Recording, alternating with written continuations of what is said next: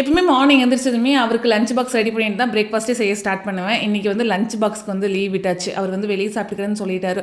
So morning breakfast மட்டும் தான் ready பண்ணேன். பிரேக்ஃபாஸ்ட்டுக்கு பார்த்தீங்கன்னா தோசை சுட்டுட்டு கொஞ்சமாக வந்து தேங்காய் சட்னி அரைச்சிருந்தேன். எனக்கு வந்து யூஸ்வலாகவே பச்சை மிளகா போட்டு தேங்காய் சட்னி அரைக்கிறத விட இந்த மாதிரி வரமிளகா போட்டு அரைச்சாங்க அப்படின்னா ரொம்ப பிடிக்கும்.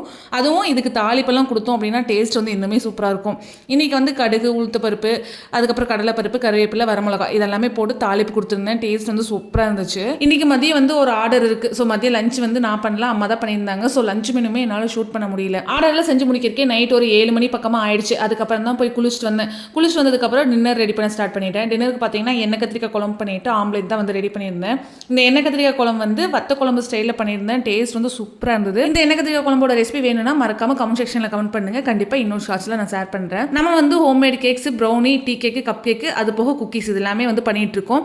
யாருக்காவது ஆர்டர் பிளேஸ் பண்ணணும்னா கீழே இருக்கிற வாட்ஸ்அப் நம்பரில் வந்து ஆர்டர் பிளேஸ் பண்ணிக்கோங்க.